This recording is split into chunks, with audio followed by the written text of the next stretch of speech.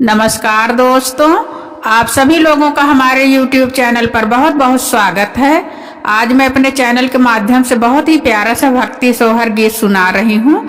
यदि आप लोगों को मेरा गीत अच्छा लगे तो आप लोग मेरे चैनल को लाइक करें, सब्सक्राइब करें और कमेंट में लिख के ज़रूर बताएं कि आप लोगों को मेरा गीत कैसा लगा। धन्यवाद।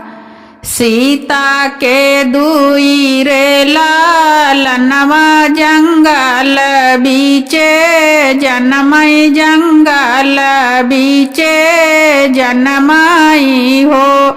रामा सीता के नयन पुतरिया कुसुम जैसे सुंदर कुसुम जैसे सुंदर हो। रामा सीता के नयन पुतरिया कुसुम जैसे सुंदर कुसुम जैसे सुंदर हो। सीता के नारामी जी गरियाता फूल जैसे सुंदरता फूल जैसे सुंदर हो। रामा हिरानी के जैसे लालनवा जंगल बीचे रोमई जंगल बीचे रोमाई हो। रामा हिरानी के जैसे लालनवा जंगल बीचे रोमई जंगल बीचे रोमाई हो। लवकुश के मोहानी मूरतिया ता सीता जी नी हारई ता सीता जी नी हाराई हो। रामा धीरे धीरे पालना झूलामई मानाही मान रोमई मानाही मान रोमाई हो। रामा धीरे धीरे पालना झूलामई मानाही मान सोचई मानाही मान रोमाई हो।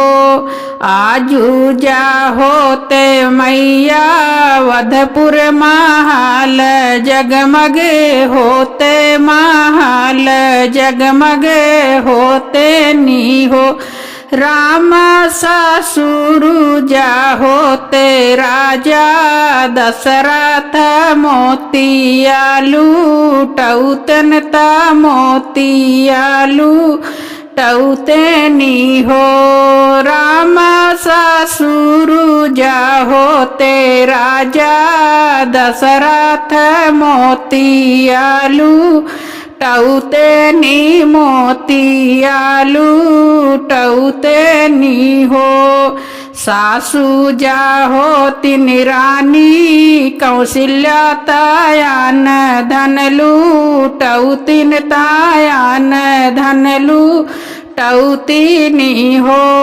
रामा फूल की थारिया बाजौतिन निरख सुख पाइत सुनी के सुख पाईती हो। रामा फूल की थारिया बाजौतिन निरख सुख पाइत सुनी के सुख पाईती हो। आजू जा होते लक्ष्मण देवराता बासिया बाजौतन ता बासिया बाजौते नी हो। रामा घर घर बाटत मिठैया परम सुख पाईति परम सुख पाईती हो।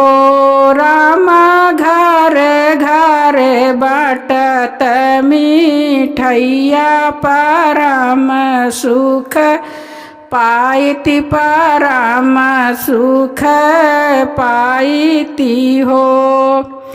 घर घर से आवतिनी गोतिनिया पालना झूलौतिन पालना झूलौतिनी हो।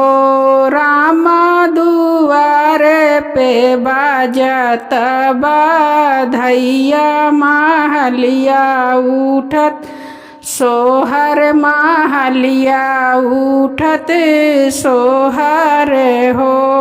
राम दुआरे पे बाजत बधैया महलिया उठत सोहर महलिया उठत सोहर हो।